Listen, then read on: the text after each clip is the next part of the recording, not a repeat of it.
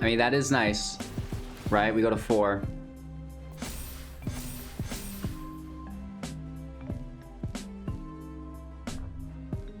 Where do we put this damage? Hey everybody, welcome back, and thanks for taking the time out of your day to watch Hello Good Game. Today we are playing free-to-play Clerics. This deck has 0 rares and 0 mythics included in it that you don't already have from completing the starter challenges, the color wheel, whatever you want to refer to it as. And that will unlock you a Temple of Silence, a Baneslayer Angel, and of course, Vito, Thorn of the Dusk Rose. Those are our 3 rare cards within the deck. Of course, Angel is a mythic, and we do have a upgrade guide available for you guys at the end of the video, taking this away from its shell free-to-play version into a more competitive variant of it. And with that being said, I think this deck is very strong as far as free-to-play decks go, especially in Zendikar Rising. You know, maybe it doesn't get to the cycle or to the mutate level of power, but it is close. You know, it gets a little bit closer to the, is it spellcasting free-to-play power, I would, you know, compare it to. So as always, we're going to break down this free-to-play Clerics Orzhov deck list. And now for any of you unaware, Orzhov is the combination of white and black. So we're breaking down the deck list, talking about each individual card, the strengths, the weaknesses, why it was included in the deck, and then we will, you know, talk about the strategies and the synergies. How do all of these cards come together to form a coherent archetype? What's our general battle plan, and how do we accomplish that?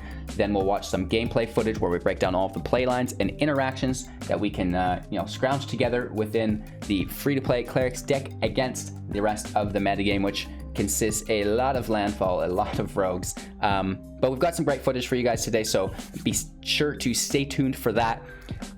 We are live on YouTube every morning at 6 a.m. Mountain Standard. At 7 we switch to Twitch, and then we're back on YouTube at 6. Come check us out live daily. Don't forget to like, comment, subscribe, and share the channel out to a friend if you find any value within this video. Let's get right into it. Free to play Clerics, of course, has 0 rares, 0 mythics that you don't already have. It's a great place for you to start if you're a beginner or just you know, someone who doesn't spend a lot of money on the game but still looking to play with some of those new cards and different archetypes all the time. So Archfiend's Vessel, this is a very nice card. It's a 1/1 with lifelink. Now lifelink you'll see as a common theme within the deck, and whenever Archfiend's Vessel enters the battlefield, if it entered from your graveyard or you cast it from your graveyard, exile it. If you do, create a 5/5 black demon creature token with flying. So, you know, a 1/1 is a nice chump blocker. The lifelink will support the rest of the deck synergies, and then you get yourself a 5/5 with evasion through flying, which is just so good.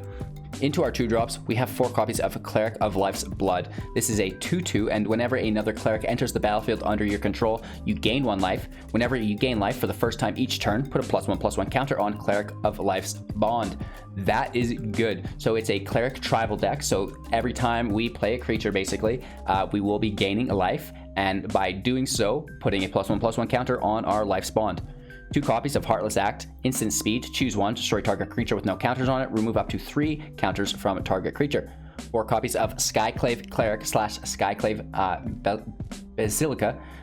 This is the MDFC or module face card. On the Basilica side, we have the land that comes in tapped, and on the Cleric side, it's a 1/3, and when it enters the battlefield, we will gain 2 life.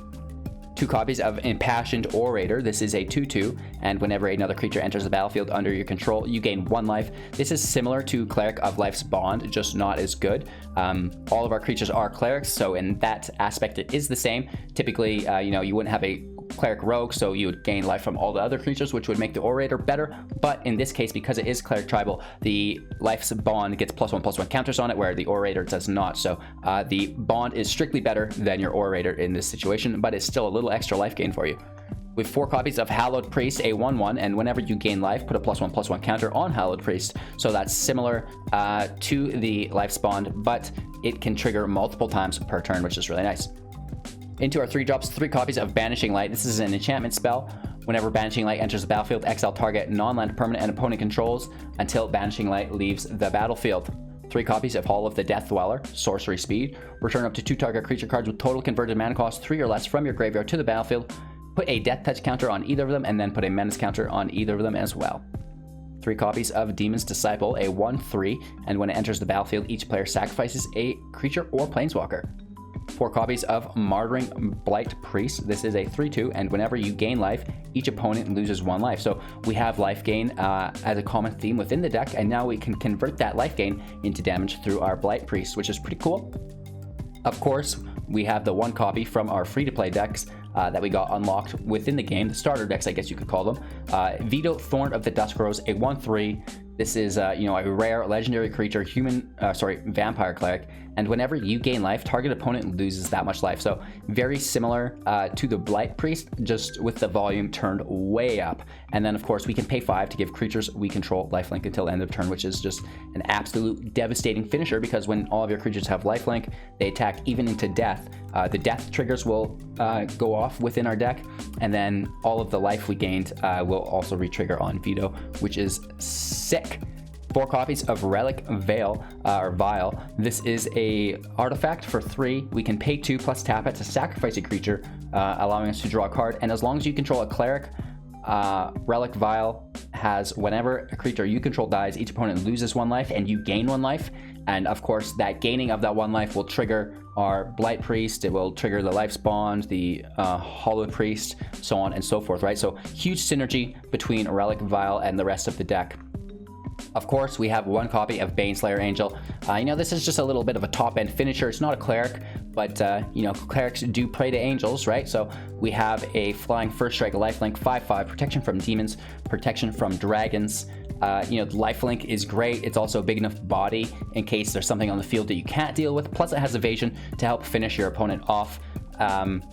So just huge synergies within the deck. And if you're familiar with any of our other free-to-play decks, that's kind of what we focus on, is just trying to max out the value aspect of these decks so we can take advantage of bad draws that our opponents have. These spells, of course, are accompanied by 11 plains, 10 swamps, and we have a single Temple of Silence, which we got for free within the starter decks as well. So that's the deck list, a little bit about the cards. Now let's try to break down the overall strategy of the deck, and then we're going to talk about the synergies within the deck that are going to help us accomplish said strategy. And again, the strategy here is to go wide with clerics and have chip damage that you are able to stack up in different ways. So we showed you guys all of the creatures, right? Cleric on the Vessel, Cleric on the Bond, Cleric on the Cleric, Cleric on the Orator, Cleric on the Priest, Cleric on the Disciple, Cleric on the Blight-Priest, Cleric on Vito, clerics all over the place.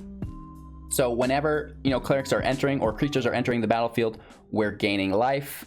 We also have whenever we gain life, our opponent loses 1 life. And then whenever we gain life, our opponent loses that much life, right? So we're transferring our life gain into damage on our opponent while stacking wide on clerics. And then, of course, when said clerics die as well, we're going to have that trigger as well. Do we not? Oh, here. The Relic Vial. Whenever a creature you control dies, each opponent loses 1 life and you gain 1 life. So all of these things stack, right? The whole premise here is based upon stacking the clerics and stacking the death triggers. The clerics come with the enter the battlefield effects, which is pretty cool, like Life's Bond, right? Whenever another cleric enters the battlefield, whenever another creature enters the battlefield. So that's great. And then, we do have the chump blocker through the Vessel, which also, again, triggers our cleric shenanigans. We want it to die. When it dies, we bring it back, make it a 5/5. That's absolutely awesome. I don't know how else to explain that. So we get a 5/5 flying demon. We also have a 5/5 flying angel. So, worst case scenario, you might only have to get them down to 10, and then you could put out some things with evasion and finish that damage in, right? And get the rest of it so they're down to 0 and you can win the game, or maybe the opposite way. We do have sack effects. So, maybe our opponent's playing control and we want to get this Vessel into the graveyard so we can bring it back as that 5/5. The Relic Vial is able to sacrifice it, draw a card, which is great. And then we're also able to, play in our Disciple and choose what we sacrifice. We could sacrifice the Vessel, of course, and they have to choose what they sacrifice. And again, if there's no creatures in play, then they'll probably have to sacrifice a Planeswalker potentially. So that's a really cool play here through the Demon's Disciple. So that's like the general strategy, and we kind of talked a little bit about the synergies here between the individual cards, such as Cleric's Lifeblood or Life Bond. you know, gaining life, and then the Blight-Priest dealing 1 damage. So we can basically gain 1 life every turn, deal 1 damage every turn for multiple turns, stacking clerics. And so when each cleric enters the battlefield, it's going to gain life, deal damage, and then when each cleric leaves the battlefield, it's going to gain life and deal damage. So technically, if we have 5 clerics, right, that do that, that's 10 damage, plus just 10 damage from anywhere else. And again, we talked about the Vessel's flying 5/5 evasion and the Baneslayer evasion. And I'm sure potentially we can even get some chip damage in early game just by being unblocked, by being so aggro with 1-drops and 2-drops. We could probably get 3, 4, maybe 5 damage in that way as well. So you shouldn't have any trouble winning games, especially in the lower ranks with this. If you're in bronze, silver, gold, you know, this is the deck for you. You're going to dominate the queues with this. I have no doubt. You'll just be learning how to play it for a little bit before you start increasing that win rate.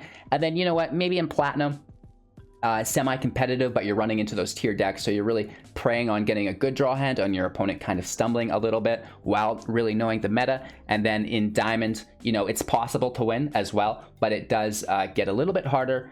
And I do want to mention that this is the shell version. This has 0 rares, 0 mythics that you don't already own. And we're going to go through an upgrade guide so you can begin to upgrade this deck. And, you know, then it is going to become viable within Diamond. And maybe you can potentially master it and push it into Mythic. So that's kind of the dream with most of the free-to-play decks, is make sure that it's like super competitive and viable within the early ranks. You know, you probably struggle with it unless you're upgrading it in those middle ranks. And then if you do put some time, you decide this is the deck for you, you upgrade it as much as you can. I have no doubt that you can hit Mythic with this Cleric free-to-play base.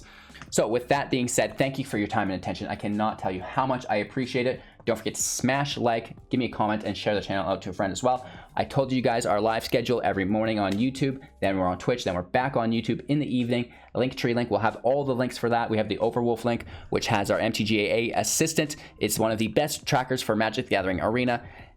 Metagame analysis, deck write-ups, deck videos, everything you could ever want is right there for you in one place. So go ahead and check that out as well.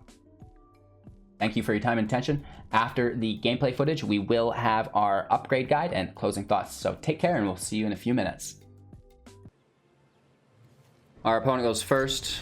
Let's keep 7 land. Looks actually quite nice. Oof. Can we get there? It's Cleric Sacrifice or Cleric Aristocrats. We have plenty of land.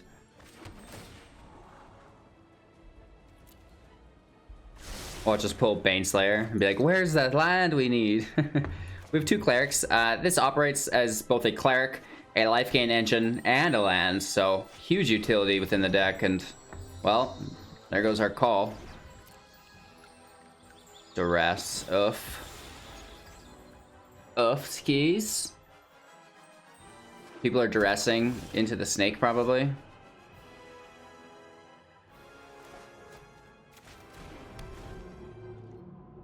We're gonna take it slow, right? I have a feeling that we might want that 5th land. Oh.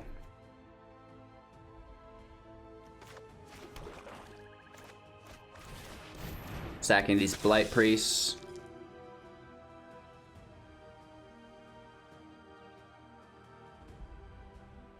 It looks like they're gonna have lots of removal as well. Oh my lord, and lanterns.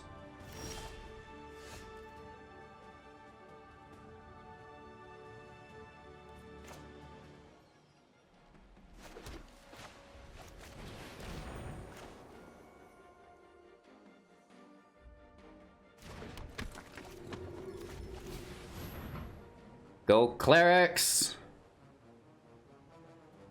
Dusk there. Oh, what a bummer. Alright, I'm surprised the removal didn't get played on the Hallowed Priest. They must have more, that means, right? Oh, yeah.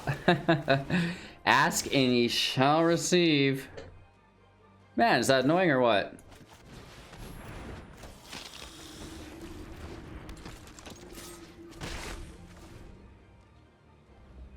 They play a creature, it does die.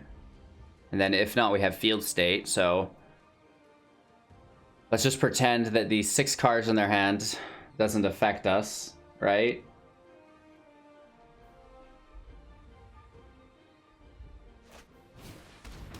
Yeah, and they've already nuked 2 of our beloveds, right? Or called the Death Dweller. I mean, 4 damage a turn isn't the worst. This is a dead card in hand, as long as they don't play a creature. This is Dimir Control, isn't it? I feel like I've seen this list posted. Holy Blood Chief's Thirst. 3 in a row. Wow.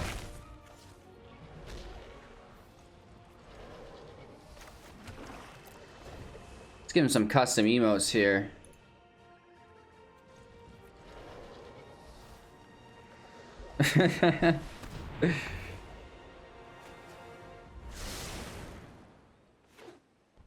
Come on, bro. You ain't need any of those cards. When it enters the battlefield, if it was kicked, create a 2/2. Whenever you cast a kicked spell, create a 2/2. Interesting stuff. We're taking our Archfiend Vessel and our Priest. Death Touch and Menace both go on the Priest.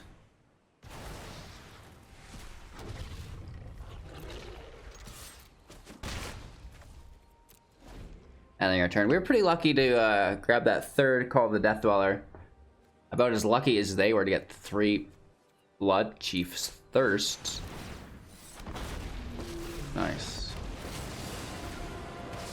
I heart Jace. Solving mysteries is my... Today's a nice day for an expedition. It's a good card.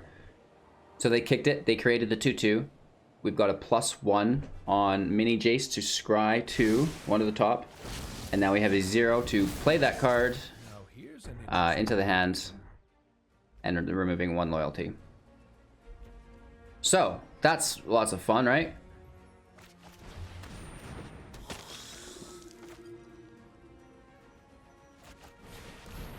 They could just sacrifice one of their Jaces, right? We're gonna sacrifice our Skyclave Cleric, I believe. Or do we keep that because it can attack this turn? It will sack the Disciple itself.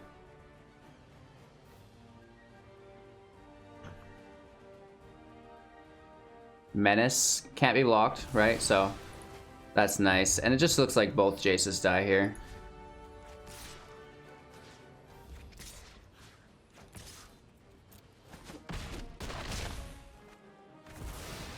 They still have a thick hand is the problem. Let's remember, we are free to play. Our opponents drop in Mythics, so we're doing all that we can. Speaking of Mythics, woof. This was kicked. When it enters the battlefield, copy the next instant or sorcery spell with converted mana cost 2 or less that you cast this turn. When it was kicked, copy that spell twice instead. You may choose new targets for the copy. And they just kicked a Heartless Act. Wow.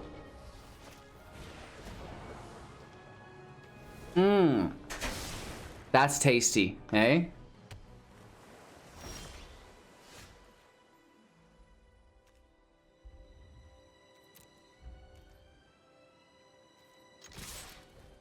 We have Menace. There's no blocks. Down to 7. We'll keep the land in hand just for juke.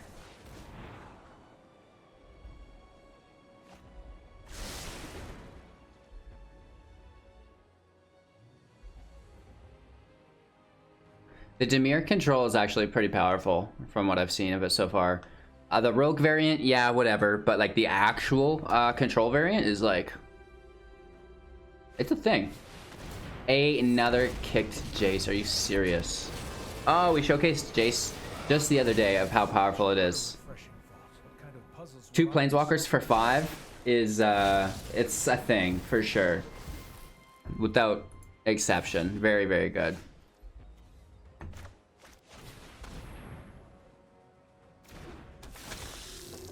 I mean, that is nice, right? We go to 4.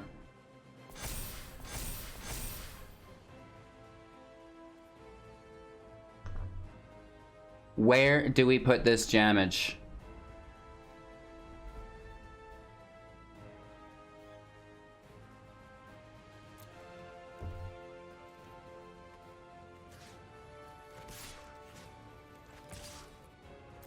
Let's just try to maintain control, even though they're so close to death.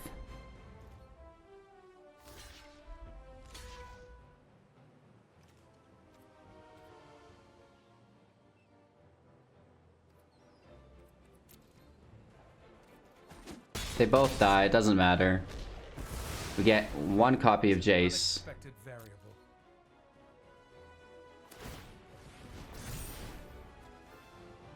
Thrown counter is really nice, helps reduce the cost of kickers. We see a draw of a land, that's good. They should have scryed. Right, scryed and then use a drawn spell. Oh my god.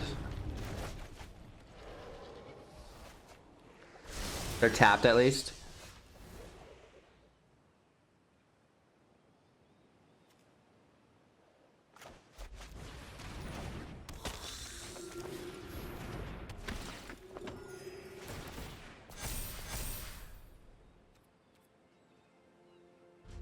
Yikes. We get close, right? Like, we're doing our best. There's only so much you can do against all of these mythics and rares, though.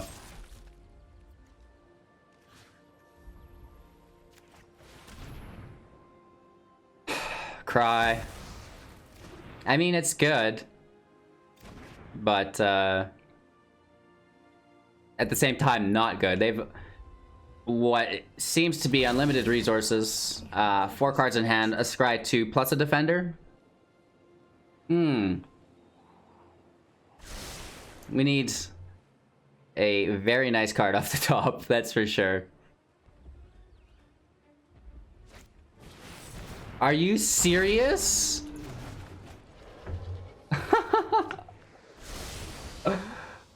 Welcome to the jungle, ladies and gentlemen.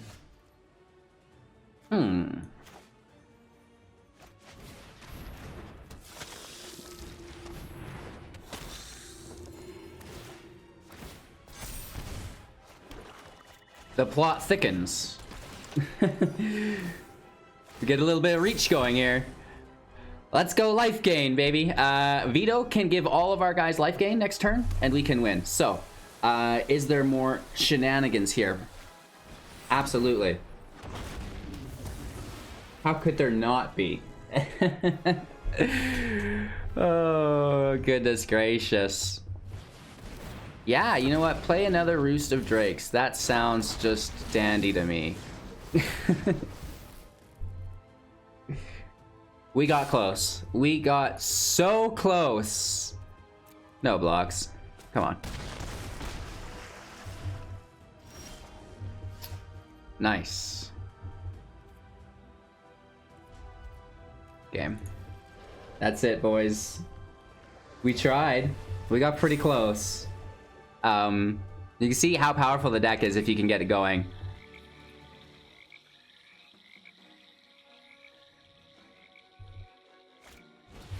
Are you serious?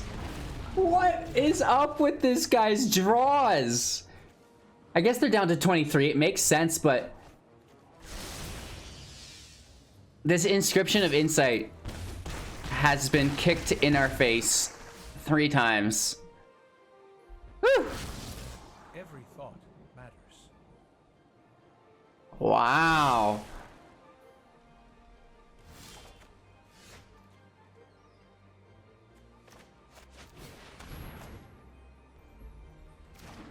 So close.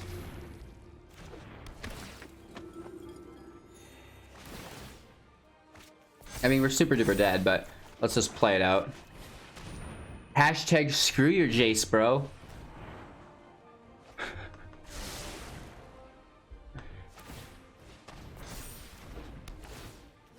Bleep bloop. I overanalyzed the situation. Crazy stuff. Crazy stuff. Wow. Wow.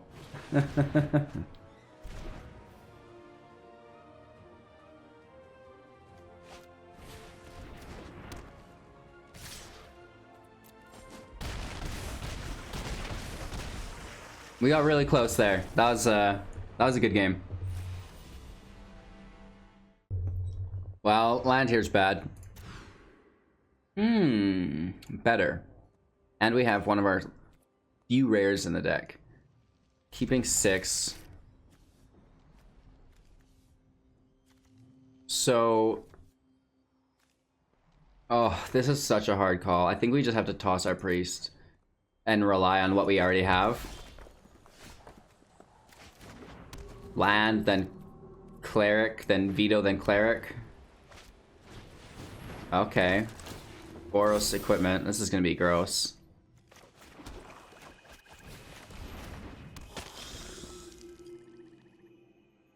If we can, you know, not come into any removal, we should be okay. Our life gain might be able to... there's that removal we were talking about. We need some of our own removal now.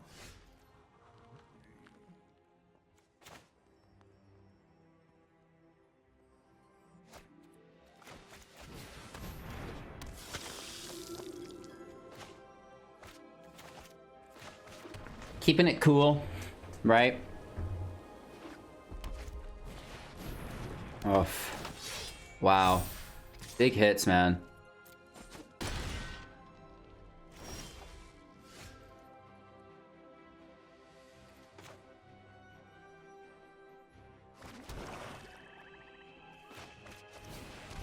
Let's remove one of them.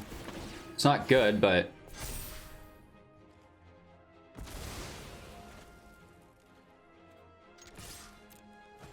maybe we can just race.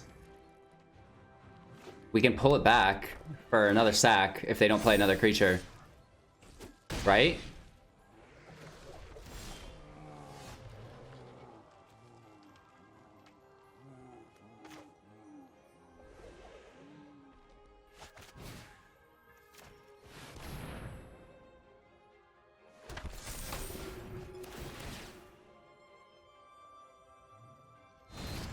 Still triggers.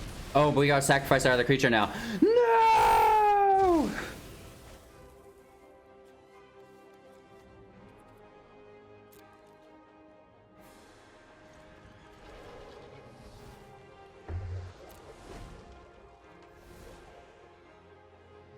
And we're down to 10. Ew.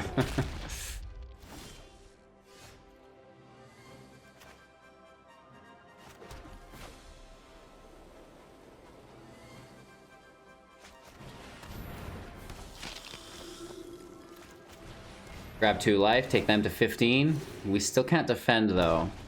Very gross. Okay, no haste at least. 3-2 can trade with it. We still have this other to deal with.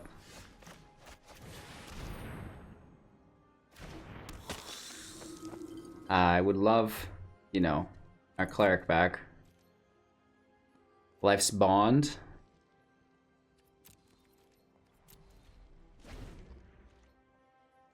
Here, Baneslayer Angel.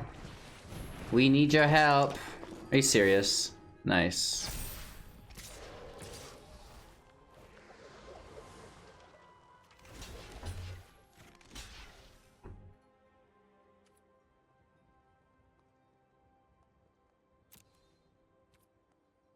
Ouch.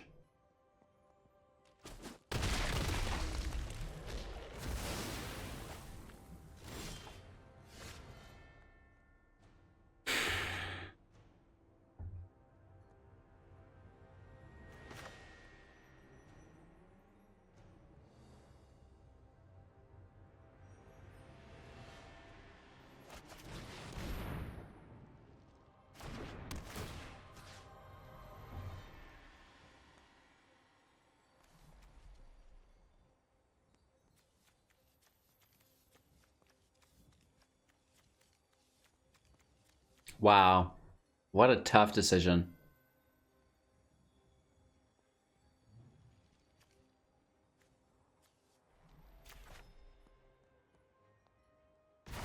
Let's just try to pull some more removal.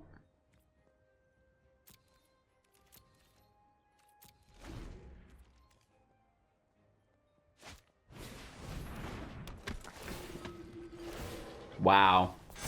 That's so lucky it's not even funny. What a top deck. And then we pull a land.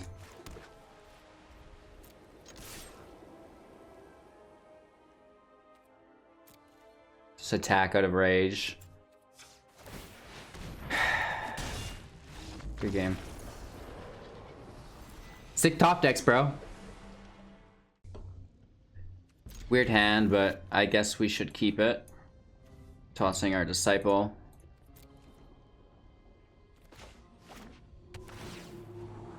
I think we'll draw a third land, just keep the Cleric as is. Maybe not. We choked on land. No, we haven't choked on land, actually. It's been really nice with land, so let's just leave it. We pull a Disciple, which we just tossed, and maybe we will struggle on land. It's too far now, though. Right, let's just risk it. We'll pull a land. It's fine.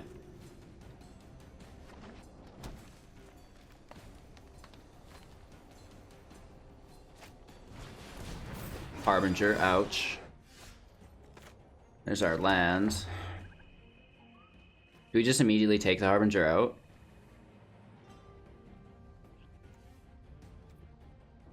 Or do we leave it in play?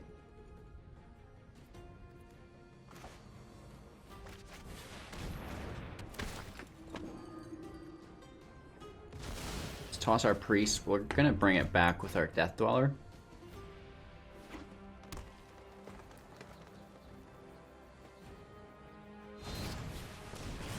Thanks for the raid, Killer Dub. Make sure to check out Killer Dub on Twitch, everybody, if you're watching this YouTube video. Alright, we got smashed. Bone Crusher Giant in the face.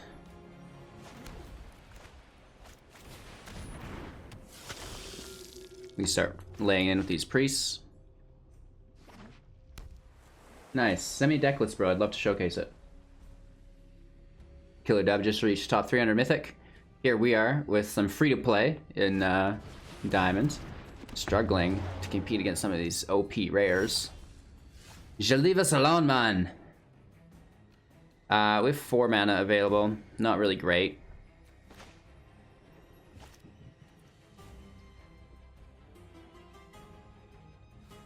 We're gonna get hit so hard unless we double block it, right?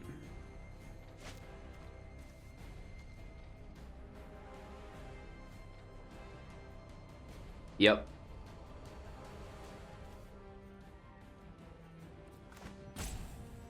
Which sucks. We're gonna lose our entire engine again.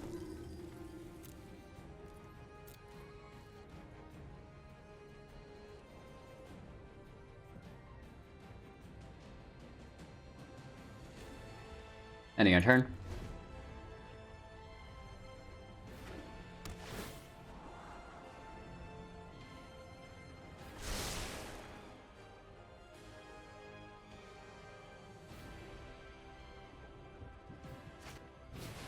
Wow.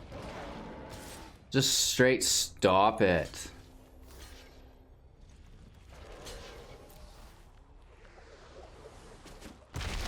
That's crazy. They still get a 2/2. 2/2/2s, no? It's the ability doubles? Yeah. Stop it. Man, we're getting so bullied.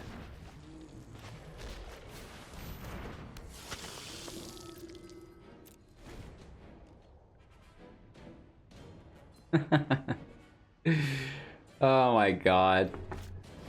Oh, a questing beast. That's fine. I was like, are they gonna drop a third Quartzwood Crasher on us? You know, it's fine. Oh, it's just too much.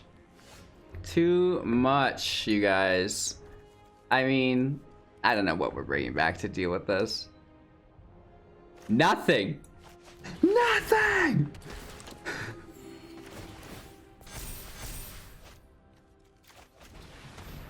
Ugh. Well, you can see the engine works, but, you know, not good enough. Right? We lose our... Oh my god. Why would they do this to us? This is absolutely maddening. There's casual draw engine.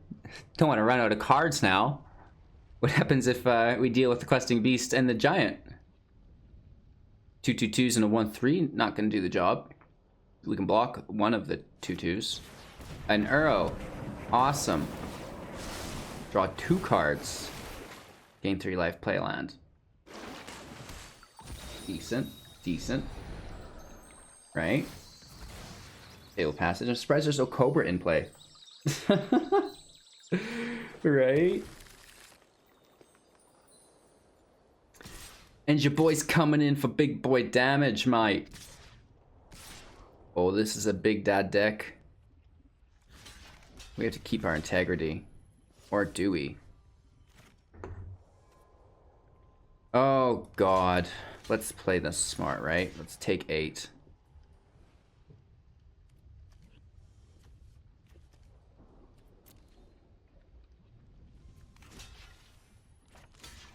Take 4.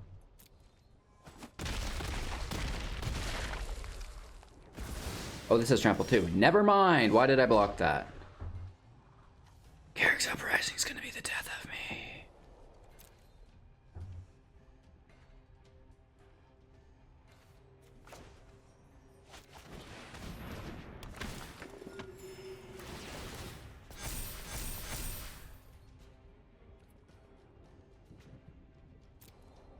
Trying our best. I'm sure they can play Uro and just do so many things this turn. Wow.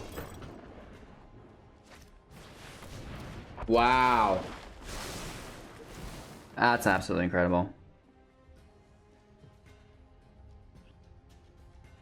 You can see we're not doing poorly within these matches. We're doing really well, but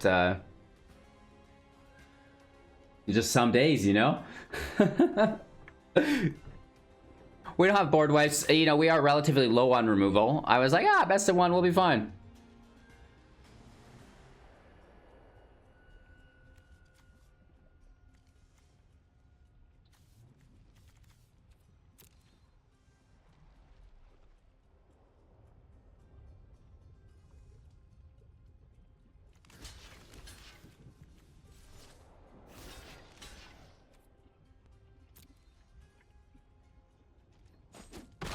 Sad story.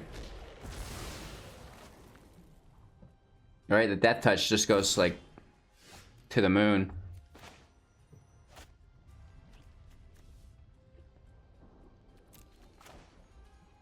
We almost need that vessel after, or the death dweller after, but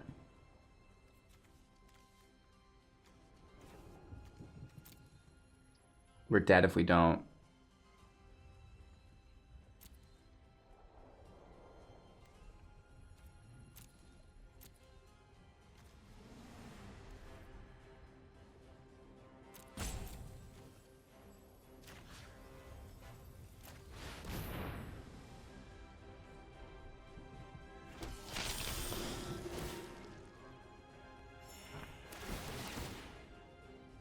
They have plenty of life. Obviously, we're not going to be killing them here. But we could do our best. And we get the Cleric up to trade with Gargaroth. But of course, it will put the Spear on and then just outweigh us again. Oh, I thought this... Math. LOL. So, we're still super screwed. Again, doing really well, I feel like, for what we have.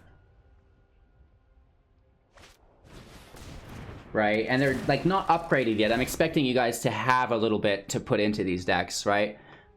So stay tuned. We're gonna get to the upgraded list in a little bit, and then you can see how powerful it is as the base build or the shell, and then go from there. Right, it's a really good starting point. It's rare that we get you know, a 70+% win rate free to play deck. That's, you know, absolutely extravagant. And I don't know what happened in Ikoria, but we were blessed as free-to-play individuals. And this is still totally standard viable, so you can play the Mutate. You can play the cycling, right? So get at it. They're like super easy to build. Do some of my Coria drafts when you see them available. Thus you just hate Elgar Gargaroth.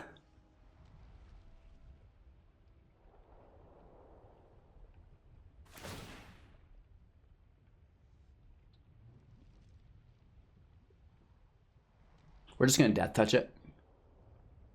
Right?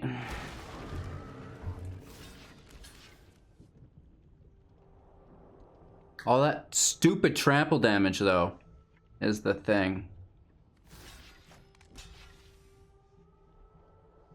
Send our vessel to the grave.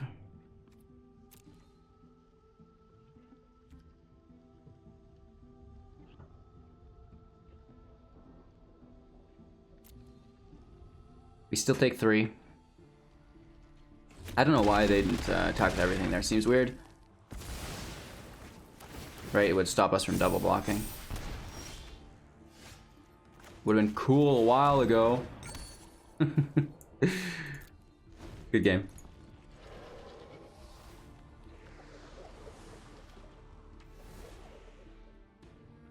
Yeah, at the very least, we put up a fight, and it took multiple Uros, multiple Harbingers, multiple questing beasts, a henge. Like, it took a lot to beat us down with this 0 rare, 0 mythic free-to-play deck. It's as good as we're gonna get, right? It's as good as we're ever gonna get. And they don't attack with everything.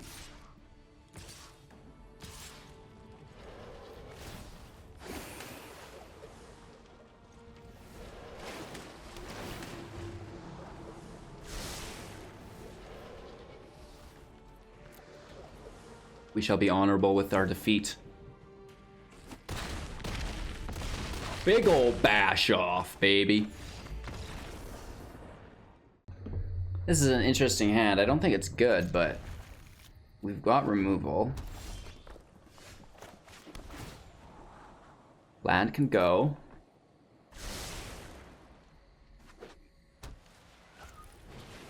Worthy Knight. That just warrants immediate removal, right?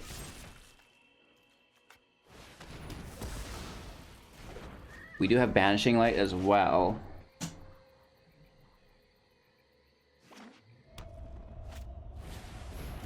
Veteran's good too, though, right?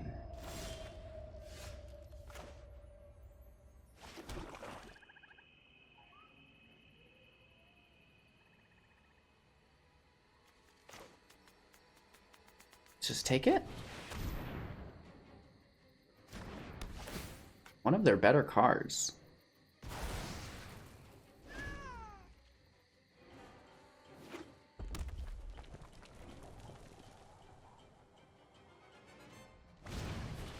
Okay, that's a thing.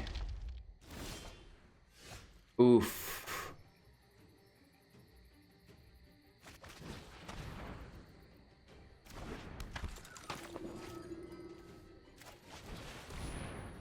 Cleric Tribal, go!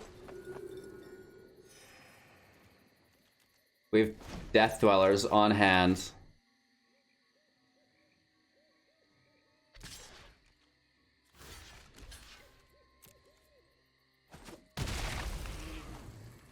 Do our chump block. I mean, we really want this bad boy in play. Ooh, going for... Oh, they don't have a knight in play. Nice. Nice.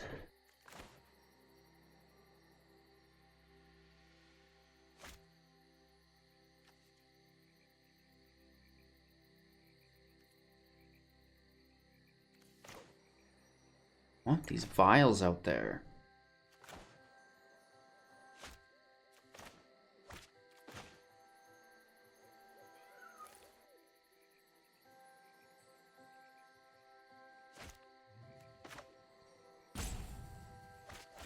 Let's try to stack these, taking a turn off. Very gross, so we might get Embercleaved.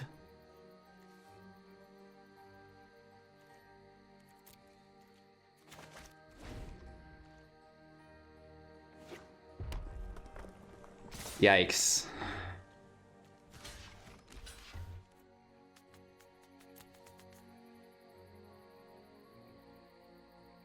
It is. Okay, Rimrock Knight. It could still be Embercleave.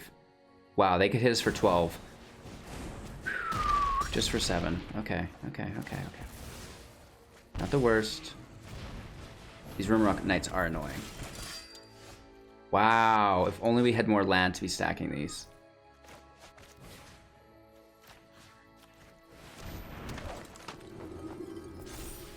We do have the Death Touch, which is really nice to trade with. And of course the 5/5 as well. Hopefully that gives us a chance to stack these relics. And then we'll use another... Oh, wow, nice. Woof. You know, we are getting a run for our money's worth today, you guys. Oh! But they don't want to handle it. Yes! We won! Oh gosh, we had to get there eventually.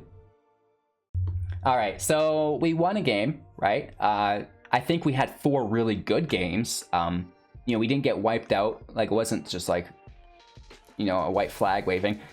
We put up a fight and it was great. We are in diamond ranked with the shell. We've not put any upgrades into it yet, so that's, you know, probably a big reason why we're struggling. But, you know, like I said, in the lower ranks, this is going to dominate. You know, if you show up to this, people are not concerned with it. They don't know what you're doing. You know, it's not a normal meta deck. They're not sure how to interact with it. And you take them by surprise, right? You stack those clerics, have the death triggers go out. Easy peasy, lemon squeezy. So I teased a little bit about an upgrade guide. Let's get into it, right? The deck is good. We know this. The deck can get so much better. I don't even want to start about it, you guys. Archpriest of Iona. You might have seen my 100% win rate Jeskai party deck. If not, check it out. It's disgusting. The Archpriest of Iona. Wow. I don't know what's up with this card. This is amazing. This is potentially a 4/3 with flying, not in this deck, but in general. So it's very, very cool.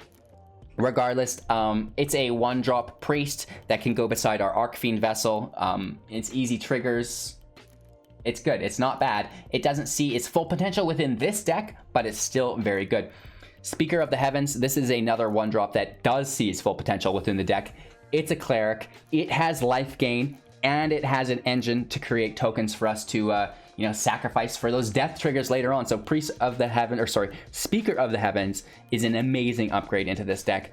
Something that we overlooked that we weren't sure how to fit in, Village Rites. Now this is a common card. This doesn't really go in with the upgraded rares and mythics, but I wanted to bring this to your guys' attention. Instant speed, which is nice, as an additional cost to cast this spell, sacrifice a creature, draw 2 cards. This is great for fizzling your opponent's spells. Right, if your opponent targets you with a stomp, boom, you sack your creature. His Bone Crusher Giant goes straight to the graveyard. They don't get to play it later. Meanwhile, we get to draw 2 cards for 1, and our creature would have died anyway. So Village Rites, if you feel like you're running out of cards, you don't have enough draw to close your opponent out, you're getting removed by weird things that you want to fizzle, Village Rites can be snuck in the deck. That's the card for you. Now Priest of Oblivion for 2, a 2/1 with Menace and Lifelink. Again, Lifelink, that's awesome. Menace is cool too, because we talked about that chip damage early on. This is going to help accentuate that, and you know, the Menace will go around. The Lifelink will trigger our other things as well, like the dealing of damage. And it's a cleric, right? Of course, it does have kicker for 4 + 2, so 6 total. When it enters the battlefield, if it was kicked, return target creature card from your graveyard to the battlefield. There's plenty of things that we'd like to return. Archfiend's Vessel brings back the 5/5. Of course, any Life's Bond, Vito, the Blight-Priest. There's so many things that we could bring back that is of benefit to us. A single copy of Demonic Embrace. So, you know, we've got the Baneslayer Angel, we've got the 5/5 Flying Demons. We could basically make any cleric just an absolute tank with this. And our Life's Bond, you know, we've had that up to a 4/4, 5/5, 6/6. We put this on it, all of a sudden it's a 9/7 or something, right? So, gross. I don't even know what to say about Demonic Embrace. This card would fit absolutely amazing in the deck if you wanted to tune it up a little bit, make it a little bit more aggressive. Of course, we could always just stack more copies of Vito, Thorn of the Dusk Rose in there, 1/3, and we already know what that does. When gain life, we deal damage, and that's what the whole deck wraps around. So, you know, if you got more copies of him, throw him in there. Or a Skyclave Hierophant for 4/3/3 with lifelink. It's a cleric as well, so, you know, great synergy here. And whenever it or another cleric you control dies, return cleric card with lesser converted mana cost from your graveyard to the battlefield. What? That goes in the deck 100% if you have it. Of course, it's a box topper.